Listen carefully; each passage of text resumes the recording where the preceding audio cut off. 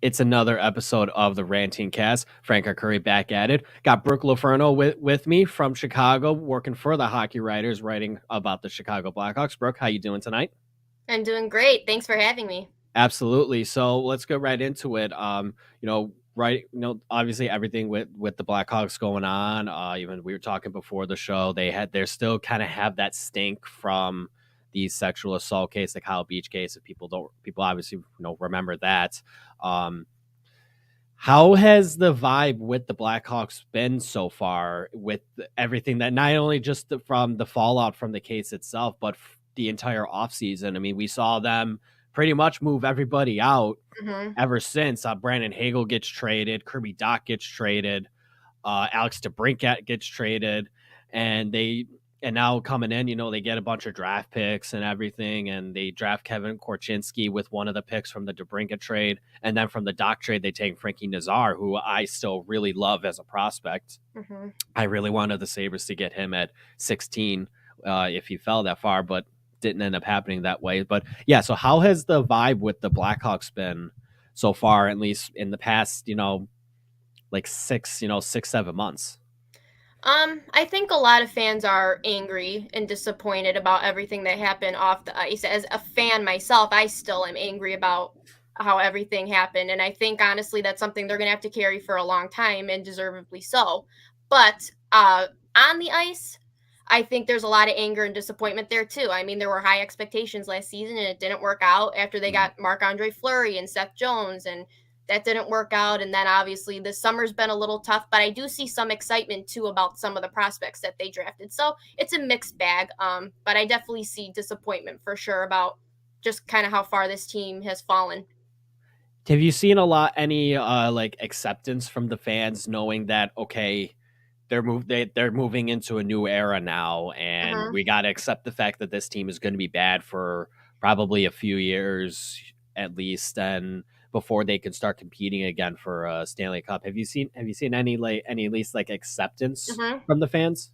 Yes, for sure. And I think that has to do with the new general manager, Kyle Davidson. He's been very honest since he's been hired that this is what he was going to do. He said he was going to make big changes. Obviously, I don't think anyone thought he was going to make changes this big, but he did say he was going to make changes, and he has a 5-year rebuild plan in place. That's what he's envisioning. So there was like no surprises in that sense.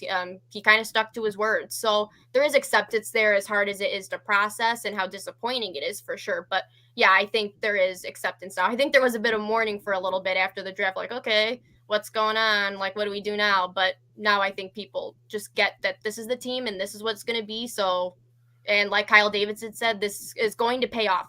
We'll see. Yeah, I mean, it really just matters on how the prospects develop, and then the more they're going to have to get more assets as well. I hmm mean, Taves and Kane, who we were talking about the stink from the hmm Kyle Beach case. I mean, they're the only two players who were around when hmm everything happened, and they're still here. So really, I think the team will fully be embracing that rebuild, the a new era for the Blackhawks once those two are gone. And for all we know, more than likely, it's going to be this year. It hmm will it will be. Both are UFAs at the end of the year. There's been a ton of trade rumors surrounding Patrick Kane. I mean, there's been a lot of talk here in Buffalo that the Sabres should trade for him. I mean, it makes sense. He's from here and everything. I don't think they should. I don't think he fits with their timeline, but they're there. You wonder if they're both of them even want to be traded. You don't know. They both may want to just retire as Blackhawks, and that's something to take into account too. I don't even know if maybe they both want to resign. We don't know. You got to look at all avenues in that case. So it's going to be, at least like when you look at that aspect, it's going to be interesting to see how they move forward. But I think at least you were talking, Kyle Davidson being brutally honest about what he wants to do and what this team has to go through. I think that and getting the fans to accept that, I think that works every time. You always have to be honest with the fans. You always have to tell them this is what's happening. This is what we're doing. If you don't like it, that's fine. You don't have to, but this is the reality of everything. I mean, the Blackhawks are now reaping the sows of the move of a lot of the past moves that just never worked out for them. I mean, for years we were seeing them trade guys like Teuvo Teravainen for draft picks because they couldn't afford them, and then having to move out, even other players. I mean, I remember they had to trade guys like Brian Bickle and David Bolin, or lose David Bolin because they just couldn't afford him anymore, and even things like that. Nicholas Stjalmarsson was another guy, same thing, and they traded him. Um, so at least now, like, they're starting to embrace that. Okay, we now have to work on drafting better and developing our prospects better and be making smarter free agent decisions. But we can't do that until we tear everything down, and at least that's what they're doing. Mm-hmm. Yeah, for sure. So now let's dive into the trades then. Before we take a break, we saw Brendan Hagel get traded at last year's deadline. They trade him a couple of mid-round draft picks for what was it? Taylor Radish, Boris Kachuk, that was the other guy, and then 2 first-round picks. Mm-hmm. I thought that's a very solid trade for the Blackhawks. Even though Hagel is, in his early 20s still, he's still really young. I mean, we Sabres fans know everything about Brandon Hagel. We drafted him. We just didn't sign him because Jason Botterill's an idiot. We kept saying they should sign this guy. Why not? What harm do you get out of signing a 6th-round draft pick? And look what happened. Oh. So what was your first thought of the Brandon Hagel trade when it happened?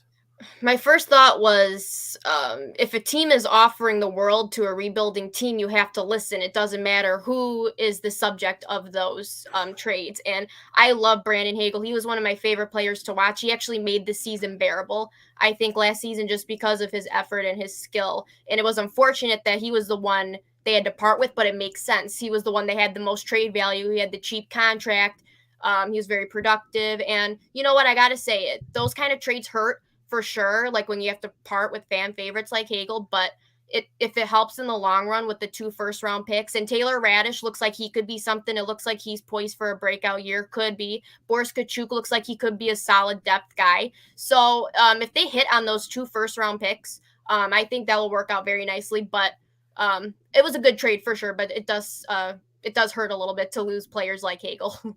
Yeah, and those 2 first-round picks are for this year and next year too. So having 2 first-round picks, especially in this year's draft, 2023 draft, was poised to be a very, very good draft. So obviously they traded Hagel to Tampa, so that Tampa pick probably is going to be in the low 20s, depending on how they do in the playoffs, because we all know they're a playoff team again. We don't have to think that they're not, but the Blackhawks are going to have their high pick, probably top 5. But at the very least, having 2 first-round picks is really good to have in a deep draft. And then who knows what the 2024 draft is going to look like.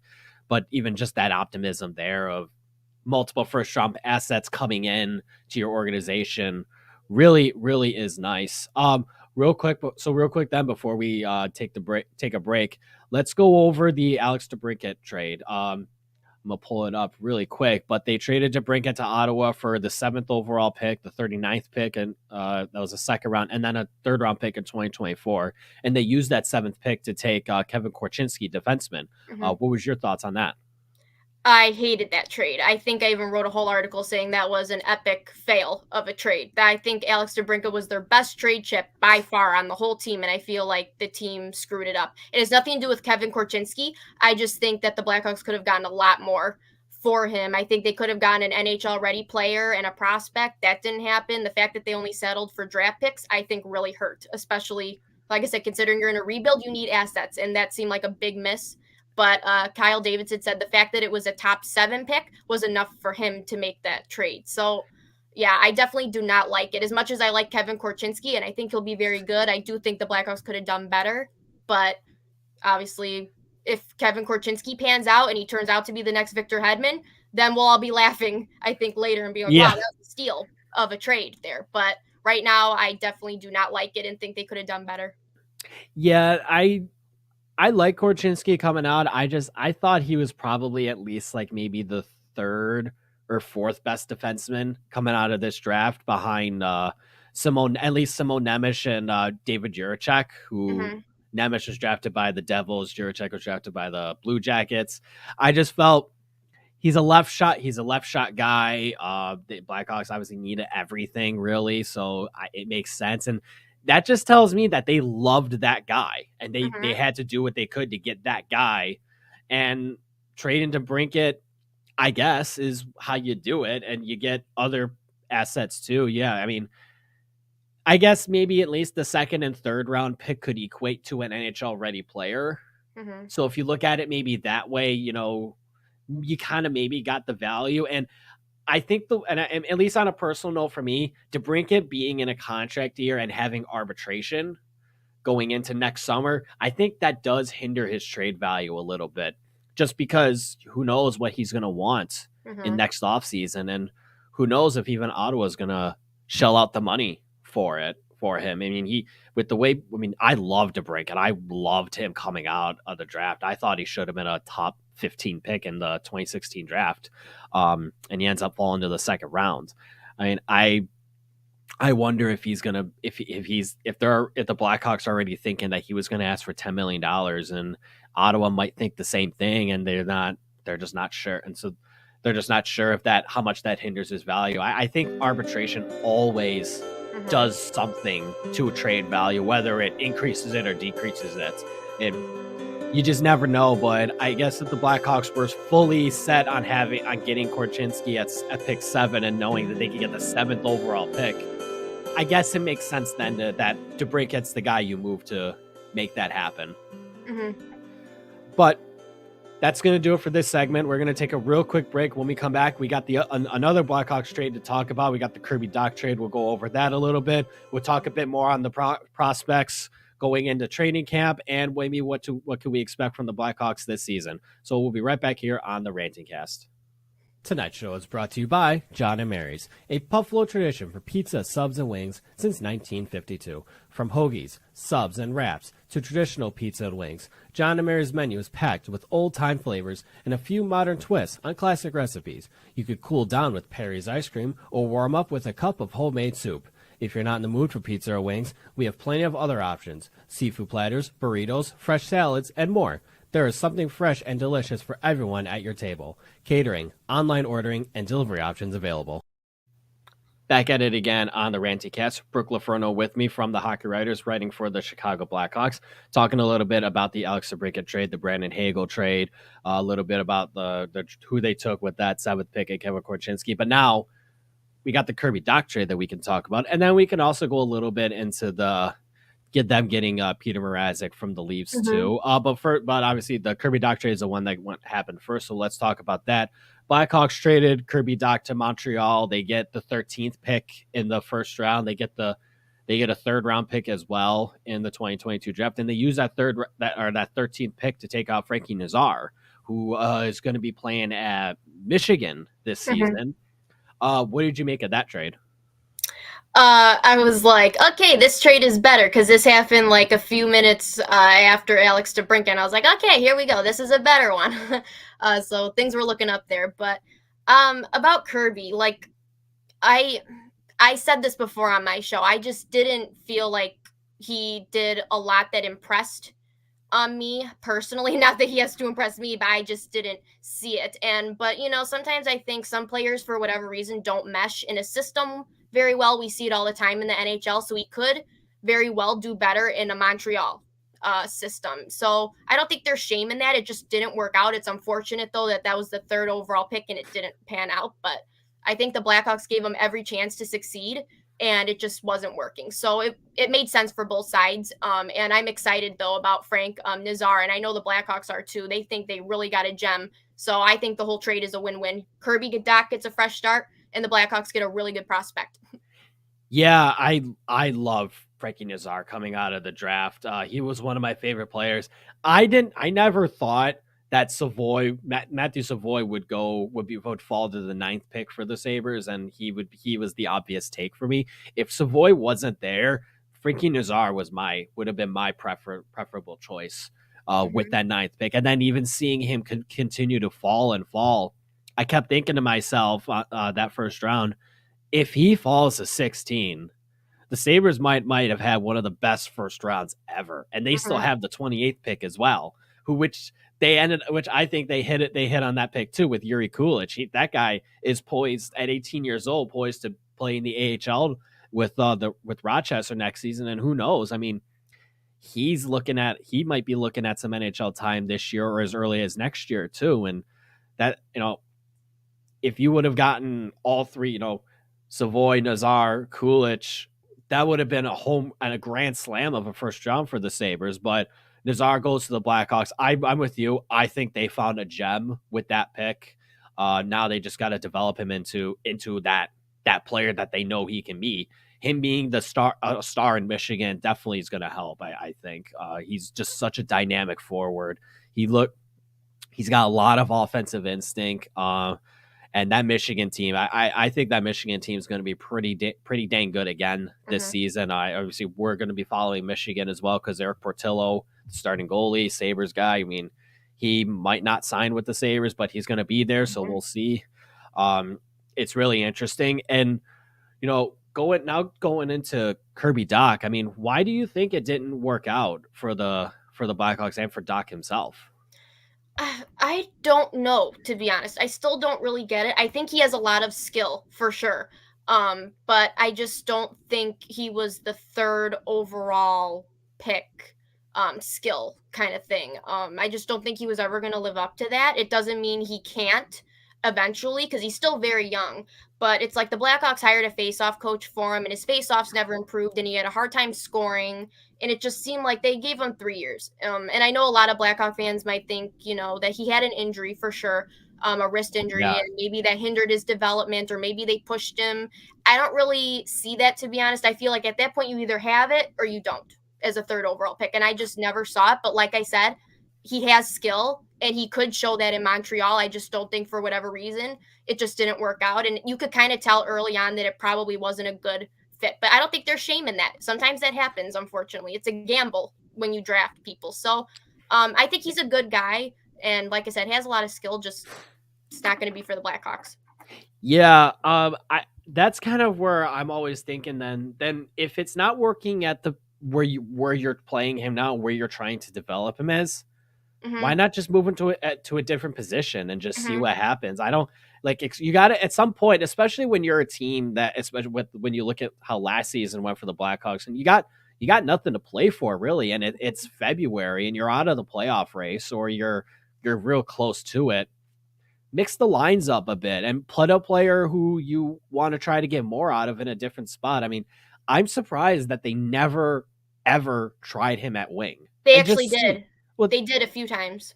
Yeah, they did. it didn't seem like that they really committed to it though. No, They were they didn't. They wanted him so badly to succeed at center, but yeah, like I said, it seemed like no matter where they put him at center, wing, top six, bottom six, he just wasn't producing. It just wasn't okay. happening for him. So, yeah, like I said, I think they gave him multiple chances and they tried, and I think they had so much faith in him. And I still think the organization likes him and thinks highly of him, but at this point, it just didn't work out.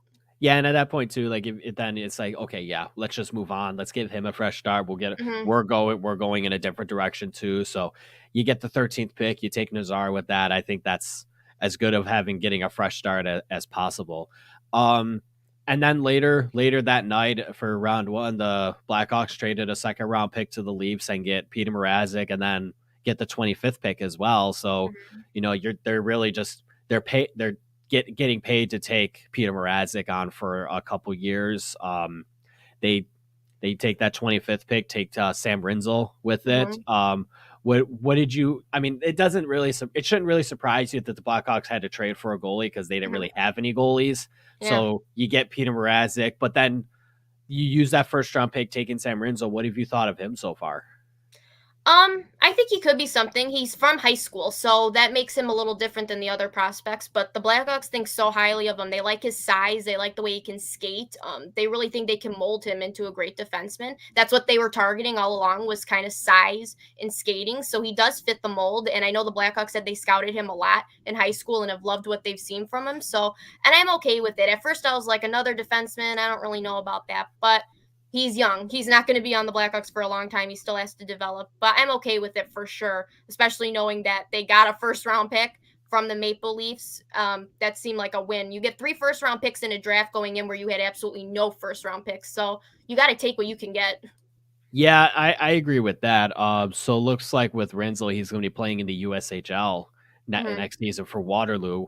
Where he's already played a couple games actually. Is he a guy who's going to also take the college route? Do you think? I think he will. I haven't seen much about that, but I do think ultimately he will. I think the Blackhawks might be hoping he does too, just to get him that extra development because it does pay off in the end. But we'll see. But like I said, I think they're really high on him either way. Yeah, that's true. I'm assuming too he hasn't committed to a school yet. Yeah, I not that I've seen. No. Not that you've seen. Okay, Yeah. that's always interesting because like sometimes you see these young kids and they'll commit to a school a year early or even a couple years early, and then and then that's where they go. I mean, when Nazar was drafted, we all knew he had already committed to Michigan. I mean, Mm-hmm. he was going Yeah. there, and you see guys like Logan Cooley who went third overall to Arizona. Same thing. He committed to Boston College, I believe. Same, and I remember here's an older story. When the Sabres took Zemgus Girgensons Mm-hmm. back 10 years ago. I mean, at the time he committed to playing at Vermont when they took him right out of the USHL, and then he ended up signing an ELC like a couple months later in the summer and foregoed that to join the Sabres organization at 18 years old. I mean, you see those things happen, but you see like, okay, they already know where he's going, that they're already planning on it, and sometimes plans change and you never know. But yeah, I mean, that'll be at least be an interesting talking point to see where Renzo decides to Mm-hmm. play hockey. I mean, I'm gonna just look at his profile real quick. He's from Minnesota, so Mm-hmm. I guess him going to potentially University of Minnesota, or even maybe I don't know, maybe if he's more of a Minnesota Duluth guy, you Mm-hmm. know, maybe those will be one of the places he decides to go. Yeah, And wouldn't surprise me. Or if he wants to follow in TJ Oshie, who's a fellow Minnesota native, to North Dakota, maybe. Who knows? yeah, that's another option too. Yeah, I highly doubt he would play in Wisconsin at least. Probably not. No. Probably not.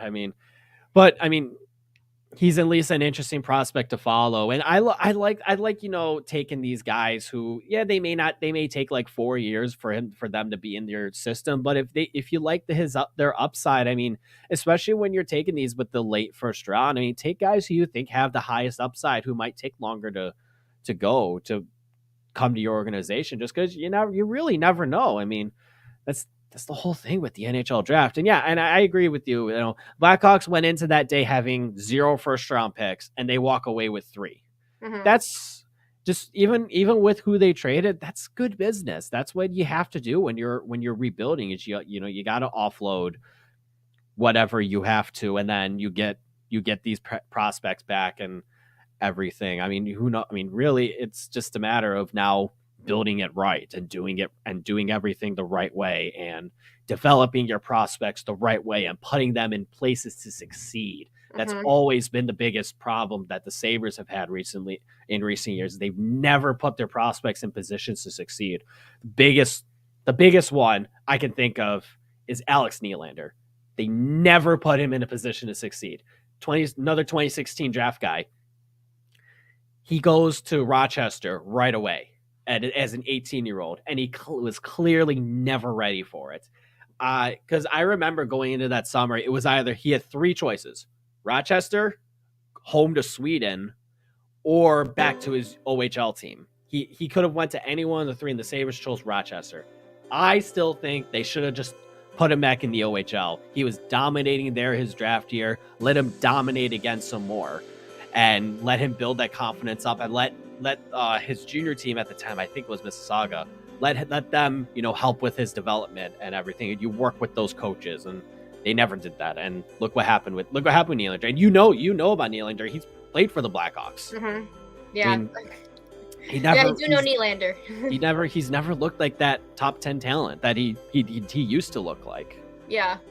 Yeah, All he's right. shown flashes, but Yep, it's always been flashes. It was the Mm-hmm. same thing here in Buffalo. All right, we're gonna take a real quick break, and we'll dive into a little bit more on Blackhawks training camp and maybe where we think the Blackhawks are gonna be this season. So we will be right back here on the Ranting Cast.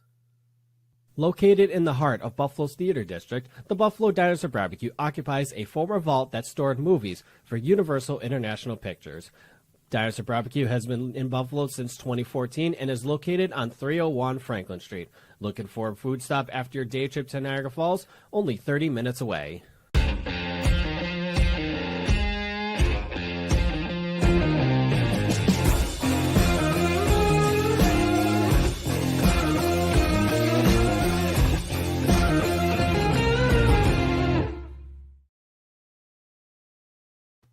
Back at it with the final segment of the Ranting Cast. Frank R. Curry, Brooke LoFurno with me. Now, we've been talking a lot about the Blackhawks offseason, going, with all their moves and the draft picks they've taken. Now, let's go into their training camp so far, Brooke. What have you noticed so far in Blackhawks training camp? Anything like at least noteworthy for them?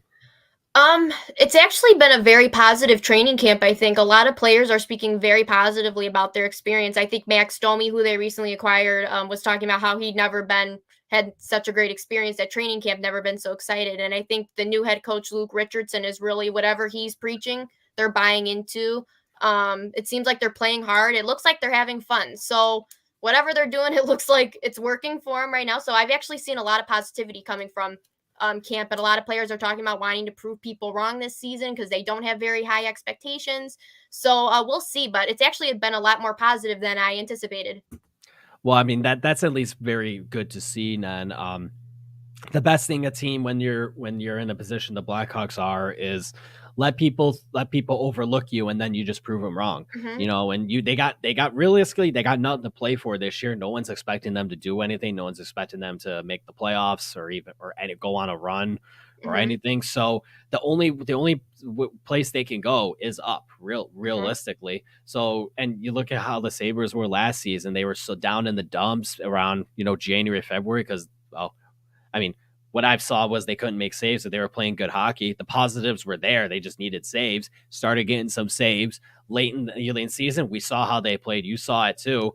I mean, they played at over 100-point pace for the last 30 games of the year Mm-hmm. last season, and now the excitement's there for the Sabres going into this season. And if the Blackhawks can have something like that of just the play to kind of at least play a good style to where they can give the fans some excitement for next year and 2 years from now, that I think will be a huge positive on the organization and it would look really, really well on Kyle Davidson and so far in his young tenure as a GM. Mm-hmm. Yeah, for sure. I wrote about that as well, and actually use the Sabres as an example of that, actually. I said you don't have to have the flashiest roster in the NHL to play good hockey. Like, to just play basic, decent hockey, I think, is just fine. You don't have to have the flashiest roster. You just play your game. Let the kids play. Things happen. You never know. Yeah, let the kids learn from their mistakes too is Mm-hmm. always the biggest thing, I think. I saw a question. It was from Robbie. Oh, do you? I think he's asking, what do you think the Blackhawks will do this season? So we're obviously, we're looking at some predictions. I still think they finish last in the division. Mm-hmm. That's kind of, I think, where everybody thinks they are. But I mean, as long as they play that good style, even if they're losing a lot of games because of it, that's still going to give you hope going into next year and 2 years from now. I assume you seem like you're agreeing that they finish last. I actually go back and forth on this because I don't think they're going to be a playoff team by any stretch, but I don't think they could be as harsh as people are thinking. And I'm saying that because if they develop good chemistry, if they're well coached, they could at least maybe string together a few wins. That's a winning situation, even if, they're not a playoff team. So, and I think with Kane and Tay still on the roster, it's very hard to be dead last. We've kind of seen this over the years. They've been bad, but not bad enough where they're like in the bottom like 2 of the league. So yeah, I think they're not going to be good. But I think there's a possibility they might not be as bad being in the basement. But I still see maybe like bottom 10, but Oh not. yeah, I mean, I mean, personally, I think they're bottom 5 personally, but they could still be 7th in the division, and be ahead of Arizona. I mean, Uh-huh. I don't really know what Arizona's going to look like this year. I don't think anyone really does. They're Yeah. still looking to trade Jacob Chikrin, apparently. Mm-hmm. He's arguably their best player. So that's just going to make them worse. So before we end the show, do you think Kane and Taves get traded this season? I want to kind of dive into these rumors a bit, especially Patrick Kane. What do you really think the future is for Kane and Taves in Chicago?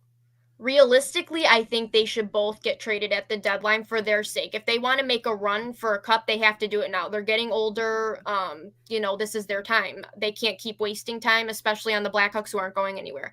But my other brain lately, I feel like as long as this keeps going on, the more I feel like they're going to stay, because I feel like the Blackhawks have given them every reason to leave, especially Patrick Kane with trading to Brinket and Panarin and all these people. And he's never wanted out up to this point. They're very loyal to the team. So there is a part of me that thinks they're going to stay. But depending on how bad the team is this year, if they're really bad, I think that could obviously change. But they're both talked about being hopeful that they could prove that the team can prove people wrong, and that they're just being open-minded and sticking it out. So we'll see. Like I said, realistically, I would hope for their sake they do get traded. But a part of me now is thinking they're not. I think at least for the future of the organization, it would be better just to move on and get the assets you can. I mean, having the salary that they do, still another year at a 10.5 cap hit. I mean, you could retain the 50%. You can, and be able to get some more assets back for them. I mean, it just makes all the sense to do that, especially in the position that they are with their rebuild. I mean, another question, you see Kane being traded during the season or at the deadline? I think so. I think that'll happen. Taves, I don't know. He feels like, I think he probably feels like because he's the captain, he's got that duty to stick it out. That might be his thoughts, at least. I don't know. It could easily change. We were talking about how quickly, minds can change earlier in the show. So it's certainly possible that Kane and Taves might be thinking, I don't want to get traded right now, but then January hits and they're down in the dumps playing some of the worst hockey and thinking, you know what? Let's see what else is out there. Let's see maybe if there's another team I could go to that potentially win another. I don't know if how much of their wanting to stay or wanting to get traded would be on them wanting to win another cup. I mean, they've won 3 already and they did it together. So it might not even, maybe it's not even that, but I mean, what's 3's not 4 at least. So if you have the opportunity to win a Stanley Cup, you should go do it. Right. And I mean, honestly, kind of to answer that question, if Kane were to get traded, I see it happening at the deadline, not during the season, because I think he'd want to see which team is the, competitive one at the deadline, which one has the best chance of winning the Stanley Cup. So he has kind of that control for sure. Yeah, I think so too. And I think for Taves, it's the same thing. I think they're both perfect deadline assets to use for any team, really. Okay, before we end the show, let's do one more prediction and sticks with the Kane and Taves. If they both do get traded, let's say they are guaranteed to get traded at the deadline, where do they get traded to? If you had to pick, if you had to pick based on, like, let's say situation and the team is really good. I keep seeing Kane linked to the Oilers, so I'm gonna have to go Oilers. That seems like that would make a lot of sense. If you got to play with Connor McDavid, why wouldn't that be enticing? And Draisaitl, yeah, that could lift them to the cup for sure if they had him. For Taves, I don't know. I don't really know what his market is, to be honest. But I know a lot of people think Winnipeg would be a spot if they're competitive. I don't know. They're usually kind of so-so every year. You never know with them. But he's from Winnipeg. That could make sense. Or the Rangers are always looking for good two-way players for sure, which I know Kane was linked to as well. But yeah, definitely maybe those teams. So I would say maybe the Oilers and the Rangers. So Oilers for Kane, and I'll say Rangers for Taves because I could see them as a playoff team here. I have 2 interesting teams. And actually, one team that could be for either player and another team. I love the Oilers one. I love that one. For Taves, I really wonder about a team like the Kings. They have a lot. They have the wingers coming up, and Byfield's still really young. Alex Turcotte's a guy who really looks like maybe he's not been working out there unless he takes a massive step forward. So that could be a trade chip for the Kings if they wanted to push further to try to win a cup now. Remember, they just traded for Fiala in the offseason, and so their wing depth looks really good. Getting that extra depth center, especially a guy who plays a similar style to Kopitar, would really help them out. Now, for a team that could trade for either one of them, the defending champs, Colorado, especially for Taves.